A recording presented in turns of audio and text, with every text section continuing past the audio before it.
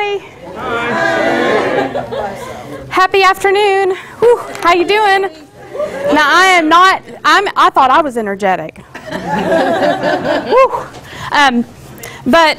So I'm going to be with you for the next hour, and you might want to see it as somewhat of a 1-hour advertisement for one of our 2-day classes that we do over in HR. But you will learn some things, so you'll hopefully have some things you can walk away with. But first, let me stop and introduce myself, because I sometimes am fast-paced and forget to do that. But I know a lot of you because we've interacted either from a workshop that you've come to or I've come out to your area. But I'm Tammy Key, and I work in the small but mighty team, an HR's Learning and Organizational Development team. Have been at Vanderbilt for 11 plus years, but have been in this learning kind of field for 20 now. When did that happen? You know, it's really strange when you start looking back, not in the back of your boat, but looking back, and count decades versus just individual years. It's a little bit, it kind of sneaks up on you. But started at Belmont. I moved to Nashville 20 years ago and started at Belmont and then ended up at Vanderbilt. So have loved it. But one of the things we do, so it's interesting listening to what we've talked about so far, because one of the things we do is do a training called Crucial Conversations, and talking about how to have the awkward conversations that we need to have. And we'll talk about the elements of that conversation, because not every conversation you have is a crucial conversation. Nor do you need to have a conversation about every little thing, right? So we will talk about that. I mean, I always say trainings are great, but it can become a weapon, and we don't intend for, I went to crucial conversations, and now I'm going to talk to everybody I know, because I need to confront everyone, you know, right? But there are some times, I think, that we end up dissatisfied because we are not having a conversation we need to have. And so if that's true, then how do we do that? How do we approach someone around a topic that may be difficult for them to hear and may be awkward for us to talk about? So we're going to spend some time looking at that today. So I do love how Susan talked about the fixed mindset and then trying to be, you know, her fist, and then learning to be open and the curiosity factor, which goes right along with what we're going to talk about around crucial conversations. Because a lot of the work, and if you come to the workshop, has anybody been to the workshop yet? It's 2 days. It's a commitment, I know. Okay, Will has been. Anybody else? Okay, a few of y'all could testify to this. We spend a lot of time in the workshop talking about me first and working on me and my mindset and how I'm thinking about the other person or the situation. And so there is a lot of work that has to be done around that if I'm going to really have a really good conversation with someone around a topic that's difficult to talk about. So I just had to have that to remind myself kind of what she said. So if you want to move it on. I'm a human clicker. She's a human clicker? Okay, well, I'll just, wouldn't that be something? How much do I remember about crucial conversation? It's a test. Y'all did this on purpose. Well, one thing we could do is at your, I was going to have you do this pretty immediately anyway, is at your tables, we're going to talk about what did you do as a child to get your way. Okay, we all had different techniques. I was the compliant child. I just was trying to be nice and keep the rules, and hopefully that would help get my way. But my brothers did different techniques, okay? So at your tables, what did you do growing up to get your way? And just talk about that. And then I'll ask in about 3 to 5 minutes kind of what some of the ideas are that y'all came up with, okay? So at your tables, what did you do to get your way?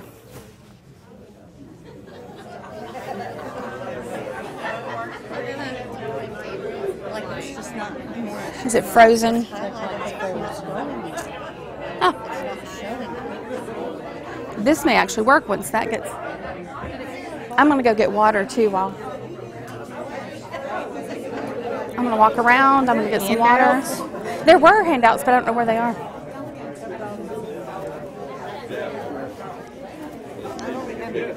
So that probably was not.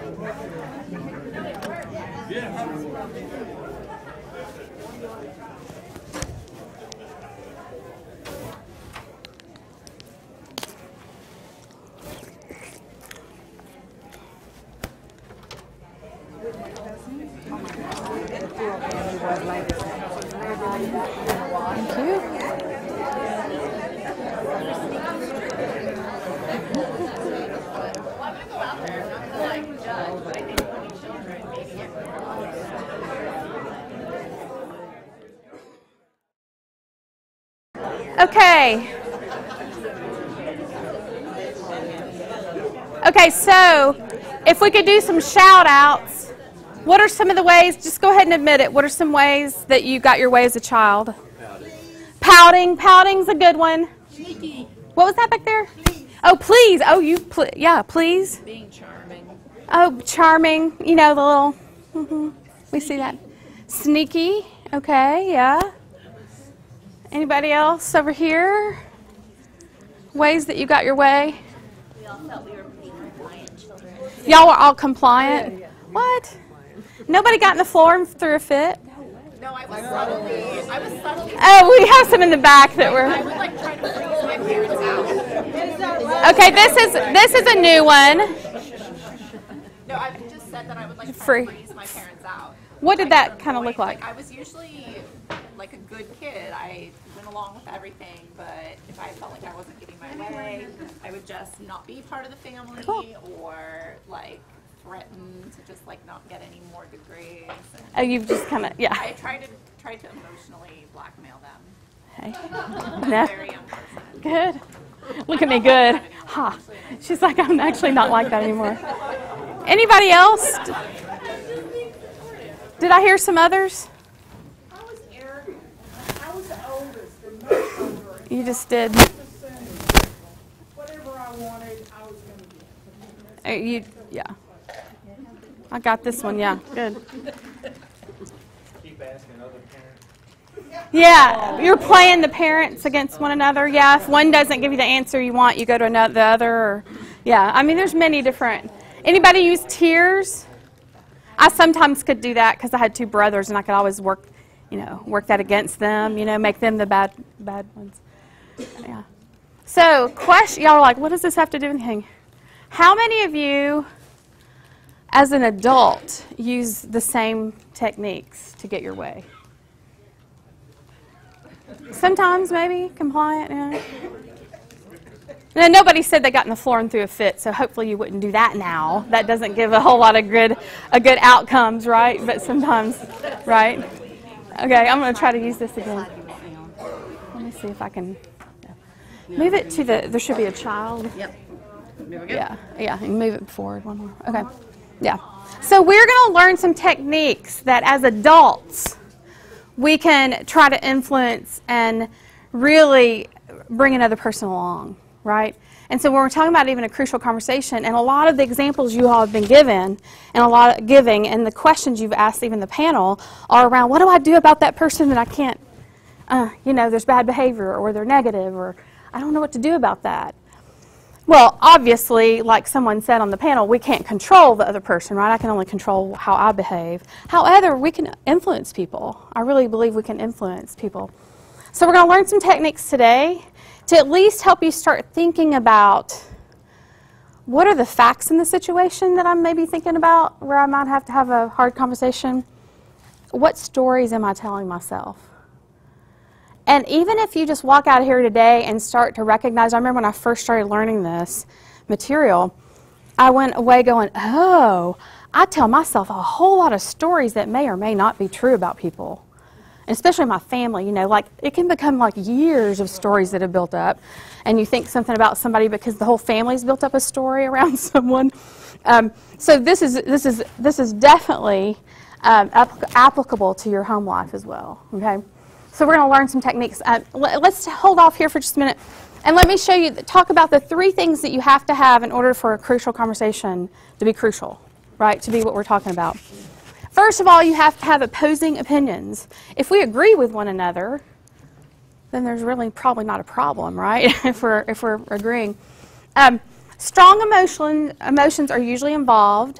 Now, you may have calmed down since an initial or since an interaction with the person, but when you're around them or when a certain situation comes up, there are strong emotions, okay? And then also high stakes. If the stakes aren't high, if it doesn't matter, then it's not worth having a conversation, right? If it's not important enough, okay? I always say that naturally, my personality is such that I do not like conflict. I am naturally a people pleaser. I mean, I'm the compliant child, the compliant adult.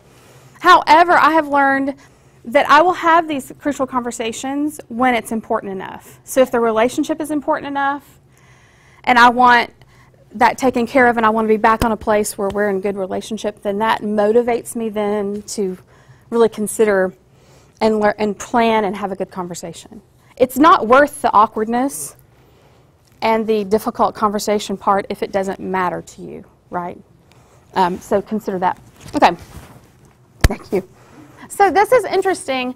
I think if you consider having a conversation with someone where you know it's not going to be necessarily fun or pleasant, to consider it a dialogue. So a dialogue would be what? Somebody tell me what a dialogue is. If I'm having dialogue with you. So it's, yes, I hear the shared conversation. I hear the two people are talking. So it's two people, not you having all this that you want to say, and you're not worried about what they have to say. Okay. So it is two ways, and if you think of it as the goal of this conversation is to, if you think of that middle part up there being a pool, like a little literal pool with water in it, and the goal is for both people, so especially if we're thinking about two people, to get meaning into that pool. Not just me to have my say, but then I want to invite them to put meaning into that pool too. Have I heard what they have to say and their side of things? Okay, so part of it, a little bit about like Susan kept mentioning, inviting people in. Okay, so you're inviting people in. Now, you need to have your side, you need to articulate your story and your side of things, but then you want to invite someone else to do the same thing. And so that's part of this. Now, you'll notice on this illustration that there's the safety zone, and we get into that a lot in class, but the safety zone would be making it safe for someone to have the conversation with you. And so there are methods that we talk about in class even more. But sometimes that can be noticing that something's going on with them, either their blood pressure's rising or maybe the defense, or they're getting so uncomfortable or they're trying to take the conversation somewhere else, that we realize that and then we step out of the conversation, kind of create safety. Hey, how's everything going? And then we step back in. So that's part of it. But also you'll notice the silence and violence. Okay, and that seems a little like, whoa. But if you think of it as a continuum, and let's say on this end is silence. Some of you, and if you, listen to me, if you go to class, no, actually it's in the book too. So there's a book, Crucial Conversations. There's the assessment in there. But some of you know innately that you end up on the silent end. So when you get in a situation where there's tension or conflict or a disagreement, that you go towards silence. What do you think that might mean? If you go towards silence in a situation, what do you think you might be? You're listening. You could be listening, but it could be indifference, closed off. It could be literally withdrawing. I have been in a meeting with a team, and this was years ago, over on the dark side, the medical center side. But I was in a meeting with a team trying to talk through some of this stuff, and someone literally left the room and didn't come back. Now, that's obvious silence because they're not in the room anymore. You can't talk about it if they're not there anymore. But so it can be literal withdrawal. It can be I just shut down and don't say anything. I tend toward the silent end because naturally I can be passive if I'm not careful and go to this end. And so recognizing kind of where I go can help too, right? On the other end of the continuum is the violence. And y'all may go, whoa, that's kind of a strong word. If you think of violence as being the opposite of passive, and it's anything you do to kind of control, okay, and kind of get your way aggressively. So that could be what we think of as violence. Like you could start fighting someone physically, and that's obviously violence. But there's a lot of other things that are violence. You could go to the violent end and not say a word. You know, rolling of the eyes, some kind of, sarcasm. You have to be careful with sarcasm. It's not always violent, but it can be violent because it can say a whole lot negatively. So anything you try to do to try to get your way forcefully is on the violent end, right? And so just being aware of that can help us, because I know that when I'm in a situation like that or trying to have a hard conversation, that I'm going to naturally want to go to whichever one is natural for me, right? And so I have to realize, Tammy, if I'm going to have a conversation about this, I can't I can't fluff it up so much that they don't know what I'm saying, which I tend to do. I try to do the nice Southern thing, which is trying to say it without really saying it, and then people go, what are you, huh? Okay, so that's part of silence too, is not being able to actually say what I mean. Yeah? Bless his heart. It's the bless your heart, and then, yep. So, not to ruin it for you all who love Andy Griffith. Does anybody watch the Andy Griffith show? And not to ruin it for you, because I don't want you to like overanalyze it, but it is very much a silence. Passive. It's very passive. And so the example I love to give, okay, this is totally off track, but the example I love to give is the episode where Aunt Bee makes the pickles for the fair. Do y'all remember that one? And they can't tell her the pickles are not bad, or not good. What do? They end up eating them all to make her feel good. Well, I always say, what's the cost in being passive, either silent or violent? The cost on that episode is that at the very end, she says, I'm so glad y'all love them, I'm going to even make more next year. Right? So there's always a cost to both of these, but that's kind of a funny way of looking at it. So anyway, to just be aware of silence versus violence. Where do I tend to go? And also recognize that whoever you're having the conversation with, especially if you're initiating it, you've planned it. They're caught off guard, right? And so recognizing that they're probably going to naturally go to silence or violence too. Or, they're just going to have a reaction that's going to come up, and just to be aware of what's going on with people. So, okay, next slide. Thank you. Here's some examples. I've already kind of talked about it a little bit. Silence can look like agreeing when you disagree. That's the nice Southern, passive. Pouting is also in that. Anytime you give or anybody gives you the silent treatment, that's going to the silent end. Okay. Some tears can be, tears are hard because tears can mean a lot of things. But don't just assume that they mean, sometimes people use tears, You did it as a child, and sometimes people do it now as an adult. Lying, avoiding the conversation. And then violence, physical fighting, controlling, trying to force your view on someone else. Anytime, of course, anybody uses personal insults or curses, that automatically ends up on the violent end. Okay.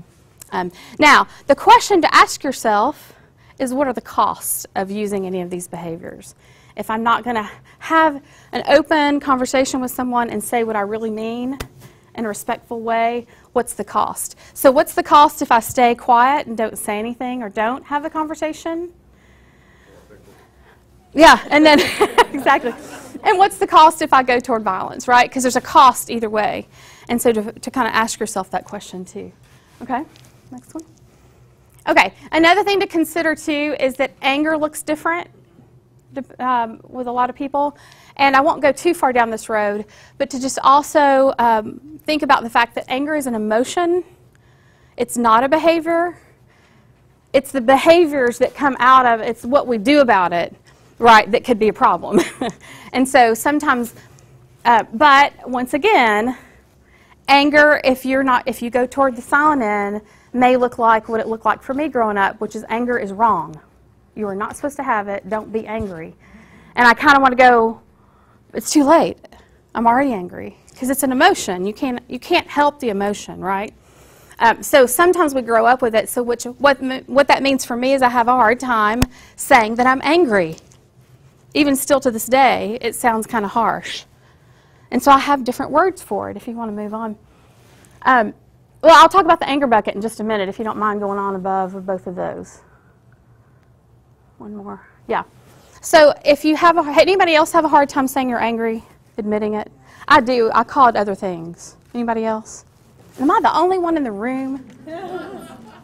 So I'll give you a few aliases. Because it's helpful to know, because if you don't know, you don't know when to you need to calm down. So sometimes people will say, well, are you angry about that?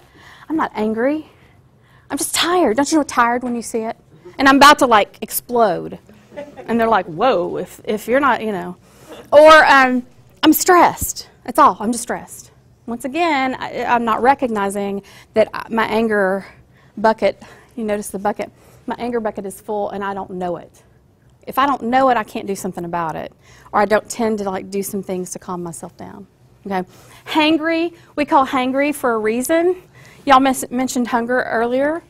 When you're hungry, your bucket, so if you think about us having a bucket inside of us, it's our anger bucket, paying attention to how full that is, because the fuller it is, the quicker I am to react to things. I get impatient quicker, I get angry quicker, right?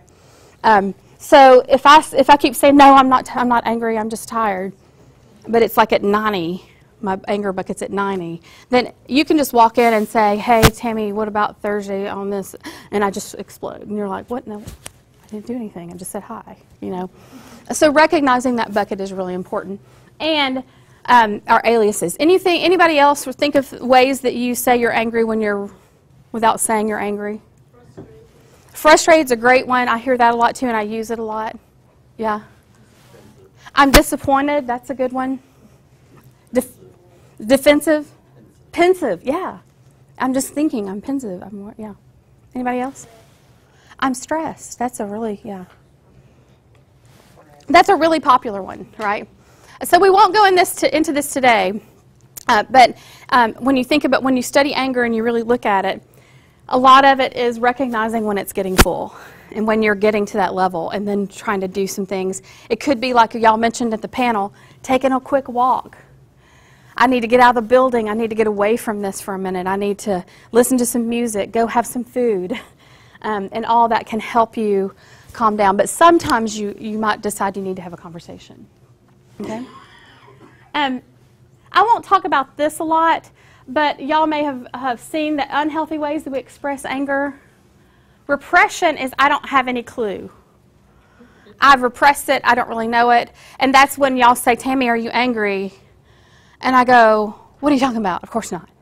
You know.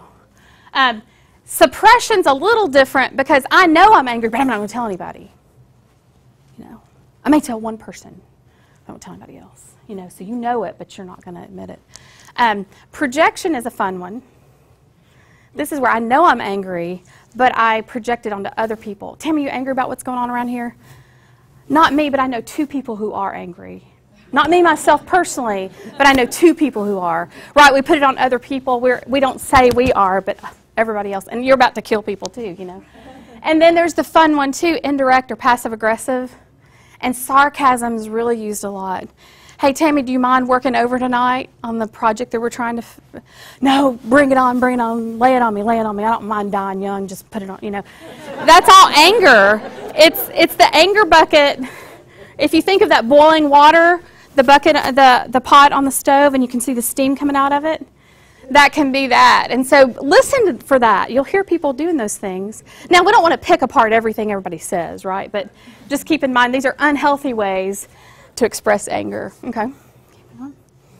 Now, what we want to do first as we're trying to consider having a conversation with someone, I think before we even get to this, I want to give you all like a minute or two of silent individual time. I know for extroverts that's really hard, but 2 minutes, we can do it, of individual time of thinking about, is there a person or a situation at work or at home? So I'm going to let you think of outside work, because sometimes you might want to practice crucial conversations with someone that's maybe not at work, so that's fine.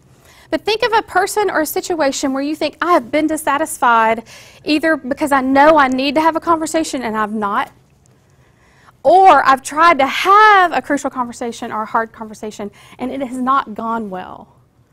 Okay, either one of those. And if you would take a minute or two, you don't have to, it's just for yourself, because we're going to be I want you to think of that situation or person throughout the rest of the time, okay? So a minute or two, and then I'll kind of come back. Oh, good. Thank you.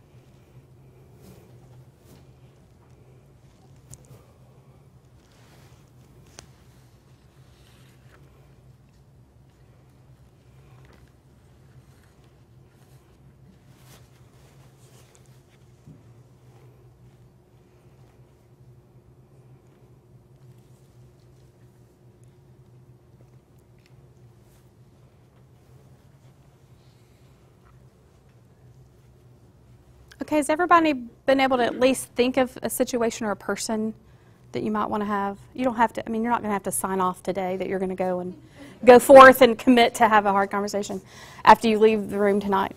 But it is helpful to think about that. So, couple things to keep in mind. I think you really need to prepare for these conversations because they are hard not only for you, but on the person. I mean, there's someone receiving on the receiving end, right? And we want to do this well. Now, I also call them Twilight Zone conversations because I feel like no matter how much you prepare, you walk out going, I didn't say this and this and this, and I was going to, or I did say something and that wasn't what I meant to say, or somebody gets defensive and you get down a whole road that you didn't even mean to go down. So it is a little bit, no matter how much you prepare, it's not like you have magic dust that can make it all go exactly perfectly. So, I mean, we're two human beings trying to do this, okay? But there's some things to help you prepare. So one is, ask yourself some questions about how are you behaving. So on your end, I know we have our story about what's going on with them, but on your end, what is my behavior saying that I want? Which may be different from what I really want. Right, so how have I been behaving with this person, and what would that tell them that I want out of the situation or from them? What is it that I really want, though? Usually it's a little different than how I've been behaving, okay, because I get into reaction mode. So some great questions. Some of these you all, I've put on the back of this because at the end I'm going to let you kind of make a little plan for yourself, but feel free to add more. I would say think through several of these. What do I really want? What do I want for myself? What do I want for the other person? What do I want for my team? If it's somebody at work, what do I want for the team, to the department, etc. Okay? So consider all those relationships. I even put for the group or the team. What do I want? Okay? And then what does my behavior need to be? How does it need to be different from how I've been behaving? Okay?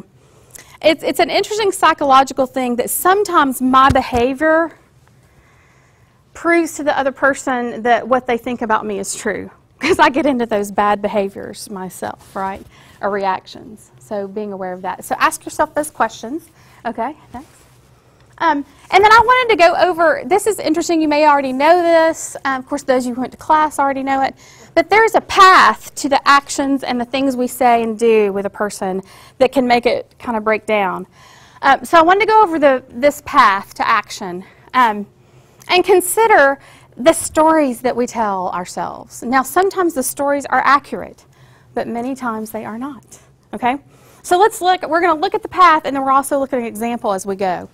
So the first thing we do is we see and we hear something happen. And I call that the facts. There is something, so I know this sounds crazy, but what is a fact? Undisputable truth. Undisputable truth? Something that you experienced. It's something that actually happened, you experienced, right? So I know we know what that is, but sometimes I think we don't know. So we see and hear something, which is are the facts of the situation. So let's look at other things. Okay, we can move it. So let's say that you're on a project team. You're working on a project. The team lead of that project has checked in on you 3 times in 1 hour, offering suggestions. Okay? Those are the facts. That's what you've experienced. You've seen and heard the team lead come in 3 times in the last hour, checking on you, giving suggestions, bothering you. Okay? So what story might you tell yourself based on those facts? I mean, it happened. But what might you tell yourself in your head? They don't trust me. Anything else? They're micromanaging. What was that? Okay, they wish they were part of it or maybe doing it. Okay. Okay, here's in our story, here's what we thought, or the story that we told ourselves. Okay. And you decide that she is questioning your skills. And that would be a normal thing for a story that you might tell yourself, right? She doesn't believe I can complete the task on my own, and she thinks I'm incompetent. So do you see how quick we can tell ourselves a story immediately about things? And that's why I say sometimes it could be accurate. Many times, who knows? We don't know why. So that story that I've told myself then leads to an emotion or a feeling. So then the story that I've told myself, what emotions might come up? Anger, resentment, frustration, embarrassment, resentment. I mean, there's all kinds of things that could come up, right? Especially the longer we sit in the story, it gets bigger and bigger, and we've convinced ourselves, you know. So how would this make us feel? Let's see what we said in our next. So for this person, feels hurt and defensive. And then that leads to anger. Y'all mentioned anger. And the story that you're telling yourself, obviously the team lead does not trust me, does not pay attention to the fact that I've done great work before now. Okay, why else would she be coming in here every 5 minutes? Then, do y'all see how, okay, so you saw the facts, you told yourself the story, some emotions came up because of it, anger, frustration, incompetence probably. How might you act based on this? So then how might you treat your team lead? Disrespectfully, poorly? If you went really fast to the next step, you may just go ahead. Yeah, I mean, it happens. It does, yeah. Okay, let's see how this person... So many times those emotions from the story that we told can lead to holding a grudge. It can lead to, I then am not listening well because I don't think that she trusts me, so why would I want to listen?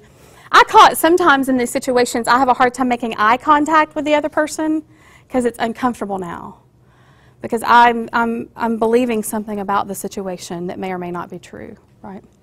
So there's some awkwardness, probably definitely, in how you treat or how you think about your leader now. So does that make sense, the path? And we do it all the time. So like Susan said a lot this morning, it's normal to do it. Okay? So I don't want you walking out here going, no, I can't tell myself any stories. Oh, no, I can't. Yeah, we do it all the time because we're doing it to make sense of things, right? The difficulty is we don't always check out our stories to see if they're accurate or not. And if you think about a crucial conversation, that's really all we're doing. Now, it's not easy, but we're checking out stories that we've told ourselves about someone or about a situation to see their side and get information from them. Okay? So we've talked about what a fact is. So you can go ahead and tweak, okay? An actual occurrence. And then let's look at what a story is. So we've been talking about facts and stories. So and you may think this is so obvious and so like duh, right? Of course I know what a fact is and I know what a story is. But we get them confused. The fact is what's actually occurred. The story is the conclusions we made based on the facts. It's what we think, it's our editorial comments that we make. It's what we conclude about the facts, okay? But many times we take them as fact. We believe them like a fact, okay? So judgments, conclusions, attributions. So before we move on, y'all probably know the attribution theory. Have y'all heard that? This is so human nature. The attribution theory says that we tend to look at other people's bad behavior and we say it's because they have bad character and they're a bad person. But when we look at our bad behavior, we make it situational. It's all, oh, no, I'm not a bad person. It's just a situation. Or it's the other person. We do it all the time, right? But we immediately hop to, oh, the person, they've just got a bad character. They're just a bad person. Well, once you do that, right, it's hard to get over that and have a good conversation. So just be kind of aware that we do that. Okay? Okay, we're about to practice in a minute, too, kind of with some scenarios. But just keep in mind about stories, too. Not only do we do it immediately, we're guessing. It's our best guess as to why would somebody act like that. Or why would she come into my office 3 times? She doesn't trust me. Oh, my gosh. So we guess, we do so quickly, and we can be our own worst enemy when we do it. Because we many times, we don't know the other side of the story. Okay? All right? Okay. So here's what we're going to practice, and here's something that we're going to learn. Now, this is not solving the problem yet, and we are problem solvers, especially the roles that y'all have. You are problem solvers. You're going to have a hard time not trying to solve the scenario problem.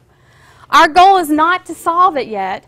Our goal is to just start a conversation and invite someone in, invite someone and ask them to give their side of things, okay? That's for another day. We'll solve it later. Today we want to learn how to start a good conversation, okay? Make sense? Everybody good? Okay. You'll still try to do it because it's hard not to try to solve it, okay? Okay, so there's three. Let me go back one more. You're fine. No, you're fine. So in the class, and like if you ever get the book or if you have Crucial Conversations book, they love acronyms. Like acronyms, just crazy. But we do here at Vanderbilt too. So, but they call it the state skills. I tend to I highlighted what I think of it. I just think of, okay, I need to do the fact, story, ask in my conversation, okay? The first step, there's 3 what skills and 2 how skills. The first skill is to state the facts. What did I actually experience? What did I see? What did I taste? You know, use your senses, kind of what happened. And then you're going to tell your story. So remember I told you that stories, I kind of made stories sound bad, right? Because many times they're not accurate. But we do want to tell our story because that's the way to bring up what's going on, is to state the facts. And then from those facts, this is what I'm starting to believe. Okay, because of this, I'm concluding that this is what's going on. Is that true? Okay, so when you look at your handout, you've got some different phrases and ways you can talk about it. I mean, there's many more. This is just examples. So examples of stating your facts is, hey, I noticed. Let's say I've noticed, and I hope this is not a scenario I put up there, but let's say I've noticed that in the last 3 team meetings, and I hope nobody's named Joe. I'm just going to use Joe. That Joe, it's nothing personal, that Joe has rolled his eyes and made a sarcastic, he didn't even say anything, but he did make a noise, right? He rolled his eyes and went, and I noticed the last 3 times he did that, it was toward an idea that Sally had. Sorry, Sally. And so I've noticed that 3 times recently, okay? So if I want to bring that up to him, I might say, hey, I noticed the last 3, it's technically just what I noticed. I'm not telling him what I think about it yet. I noticed that the last 3 meetings that you rolled your eyes and you made a sarcastic grunt, or whatever that was, sigh, when Sally, it seemed like after Sally gave an idea. Okay, so that's all I've told him so far. The next step is to tell my story. What is that? What do those facts make me believe? There are many ways you could bring that up. It leads me to conclude that you think Sally's ideas are dumb, or I don't know, I can make up whatever that story is, right? It's making me think that you disregard her opinions, whatever, okay? So you can fill that in. The last step then is to ask for their perspective. The first 2 steps we need to have figured out and know how to say it, right? But then we need to ask them. Okay, so this is what I'm concluding. Now, if it's something that surprises me, I could even say that. That kind of surprises me, what's going on? So the ask is an open-ended, can you help me understand? There's many ways you can say it. What am I missing?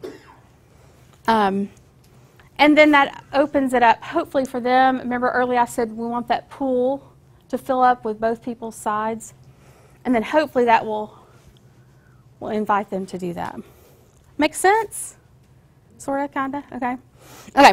And then there's 2 how skills. So many times we talk about at work being confident, right? We talked about it this morning. I am, whatever I put on my card. I think confident was one of them. And we need to be confident most of the time, right? We do, about our work and what we know and what we believe. In a difficult conversation, we actually want to be tentative. Because what can happen if I'm overconfident in a conversation like this? How might you think it might come across to the other person? Aggressive or assertive, or I think I'm right, right? So we want to have a tentative tone. So think of it as curiosity and I could be wrong is another way to think about it. It's that encouraging testing. Tell me what I'm missing. Help me understand. Not in a sarcastic tone because that does away with everything you've just said. But tentatively, tentatively does not mean wimpy, because I know I can do wimpy at times. Wimpy is, well, and I fluff it up and don't really say anything. Well, That's wimpy. I'm talking about, hey, I'm just trying to understand here. This is what I saw. This is what it makes me think, but I could be wrong. So can you help me understand? See, that tone is not, it's not coming across like, okay. Questions before we look at some scenarios in practice? Anyone? Making sense? Can you walk away from a crucial conversation having, like, both people just deciding to disagree? You know, like if it goes poorly and they go, sorry for your luck, I don't see things that way. And then what do you do? So, yeah. So, and keep in mind, too, though, that part of this is understanding their side. That doesn't mean that you come to agreement necessarily immediately, right? And now, I hate to say come to class, come to class and learn more, but there is more to it, right, to actually get to solving of it. Because really then what you have to do is talk about agreements and, okay, we disagree with one another. I hear your side, but I don't really, this is my side and I don't really see it the same way, right? And then you have to have then you have to have more conversation. And it's all about then, and if when you come to class or if you come to really dig in more, we actually practice all that. But there's even ways, I mean, we even look at some situations where companies have actually used these principles in really complex situations where two owners disagreed with one another about where the company was going to go next. And they used these skills to finally hear each other out. They realized they weren't hearing each other, right? So there are some ways to come to some agreements, for sure. Okay? Okay? Okay, so we are going to look at some scenarios, and I'm going to let y'all practice at your table. So, if you could, so if you could pair off, if you're even number at your table, you can pair off. If you are not an odd group, but an odd number, then you can have a team of 3. That's fine. Okay. And I'll tell you what we're going to do. Okay, I think the next slide may tell us. What do you need? The next slide, yeah. Thank you. So I'm going to let her go through these because you have them on your sheet. But you do have a cheat sheet that I want you to use. Feel free to use it. Okay, keep on moving. It's going to give you ways to share your facts and story. And then lastly, you're going to ask for their side of things. Okay? All right. And I think it's the next one. I'm sorry. You're fine. I will say this, you all remember the house skills involved. Y'all mentioned earlier several times listening well. I caught being confident and humble. I'm confident, and this is what I heard. This is what I was telling myself. I'm being able to make eye contact with someone. But then I'm also, the humble part comes in with that, but I don't know everything about the situation, and so being tentative, allowing room for them to give us their side. Okay, so that means when they start to tell us, we don't then get mad at what they say. Okay, because if we're asking, we need to be willing to hear, and it may be something we're not really expecting, but we need to hear it. Okay. Okay. So let's do this. Next one. Sorry. Okay. So this is group of 3, so 2 or 3. But if you would, when you get all we're going to do is we're going to pretend like the person is in our midst, and we're going to have a conversation with them. We decide how we're going to tell the facts or share the facts. We're going to decide how we're going to share our story. What story might you be telling yourself, given these facts? And then how do we ask them? What question do you want to ask them? Okay? That's all we're going to do. Okay? Next. Okay. One more. Okay, so the first one, and I know y'all can read, but I like to talk, so I will read it to you. Okay, so the guy that I need to say the girl, the woman, or the gal, because I feel like I keep using guys as bad examples. But no, there you go. So a guy you work with always gets out of the tough, boring, and repetitive jobs. You're supposed to rotate who cleans the kitchen area, for example, along with who does the inventory. Y'all can make it up. Maybe there's something more makes sense to you. Since nobody likes these jobs, you decided as a team that you're going to take turns doing them. But this coworker always seems to have something else to do. He's already missed 3 rotations, and his his excuses seem legitimate. Now you're almost certain he's missing rotations on purpose, and you feel like you want to talk to him about it. Let's assume that you have a pretty good relationship with this person. It's not like you're hostile. Yes. What might be going on? Okay, so put your curiosity brain on. Pick out the facts. So what would you pick out as your facts? It kind of gives you a hint as what this person, what story they're telling themselves, but what might they be telling themselves? So figure out what you would say to the person about your story and then ask them for their side. Make sense? Okay, talk amongst yourselves.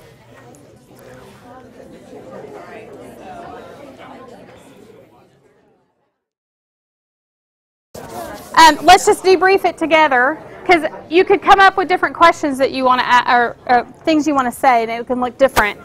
So with who we have considered, right, that's our story we're telling ourselves that he's a flake, okay? So with our colleague, given this scenario, what are the facts, or how did you bring up, what did you say to bring up the facts, and what were the facts that you brought up? Anybody want to give it a try? Okay, over here. I noticed that every time your name comes up in rotation, something is up and you have something else to do. Okay. Right, I noticed that, and you could be even specific if you know that it's been like 3 rotations. I noticed the last 3 rotations that something's always come up and you've not been able to do it. Right now, we're not telling what we think that means. Right, that's the story. That's what comes next. We're just saying this is what happened. Why do we want to start with facts? It happened. I mean, it's happened that you've missed the last 3 rotations. Like we all know that, right? Yeah. Okay. Good. Somebody else tell me, what did you bring up as the story that you're telling yourself? And how did you... We're starting to think that you're... Now, are you going to say it that way? Okay. I'm just saying, you know. So, I will say, though, that lazy is a story. Sometimes people say that's a fact. They will call facts, stories facts. Lazy, I would go all the way down to... Part of your facts are right, here's what leads me to believe that. But so however you might want to say that, it leads me to believe that you're trying to get out of it, right? Or lazy, that you're not doing your part, right? He's not considerate of the team. It's leading me to believe that you're not being considerate of the other team members. Avoiding responsibility. Yeah, I feel like you're avoiding responsibility. Okay. We agreed, that we all agreed to. Yeah, yeah, yeah. I think we think that your time management skills are very poor. It could be that, hey, it could be that you've decided that they could never get to it, right? They have so many other things, they haven't gotten to it. So it's leading me to believe that you're not able to kind of manage your time. Well, however you want to say it, right? Now, so then what's an ask? How can I get their side in? Yes? Okay, so I'm going to back up and say, wait a minute, I think what we're doing, if we're not careful, we're trying to solve it. Do you see what I'm saying? It's a question, and it's a legitimate question somewhere down the road, probably, right? But what's a question that we can ask that's inviting them to give their side of things, to find out what's going on with them? You're still solving. Yeah, you're still solving. See how hard it is not to go there? Yeah. Is this what's really going on? So that's the question we're looking for now, right? So I'm not saying we won't get to these, and there may be a legitimate question at the end of the conversation, but to start it, and especially since our goal is to get both sides out, is we want to invite that. Does that make sense? We want to invite, and that's why the questions are on there. Is this what is this what's really going on? Help me understand. Anything that will kind of ask for their part of it. Do you see the difference? And so it's not that you don't want to solve it. It's just you got to get there first. And many times we go right to that. And they don't even have a chance to tell what's going on. We don't know. We may find out. We may find out that he really has tried to get away with doing it. It could be whatever. We don't know. Right? Right. Look at him. He's like, it could be. Right? So we don't know. Many times we just don't know. And so we want to first hear from them, and then that will help us decide what comes next. Right? Because whatever we find out, they may fully confess, you know, that I hate doing those things, and so I do try to, I don't know. Can we ask, is there a problem here? Is that part of that, and asking? Yeah, is there something I don't understand or something I'm missing? Is there a problem? what's missing. But the whole point of this piece of starting a conversation is to get them to say their piece of it. Because if they don't say their part, then we don't know, right? And we may be trying to solve something that's not even, we're still working off of our story. Okay, I know, see how complicated it can be? It really can. Okay, so what I'd love for you to do before we leave and before we move to the next section is on the back of your handout, behind the little cheat sheet that you have, is just a place for you to jot down if you really have thought of a situation or a person that you think, oh man, I think I need to really think more about this and plan on a conversation with someone. Now once again, it's not like, oh, I learned a new model and I'm going to go like confront everybody in my family and in my, I wouldn't do that, but I would really consider, if nothing else, start to think more about it and start to plan, at least on your side, what is it you really want for that situation and that for your team, for the person, for the relationship. And then that will help guide you to kind of determine if you need to actually go and initiate a conversation with someone. I will invite you, of course, to come to the workshop, the 2-day workshop. This is just a tiny bit of it. And we will definitely get into, once you've opened it up and done the fact, story, ask, then how do you actually get to solving the issue and problem, okay? Or if there's a problem at the end of it, okay? All right, so go ahead, take a few minutes, the 2 or 3 minutes that we have left, and jot down a few things that you may want to do after you leave. Also, make sure you fill out your purple survey questions.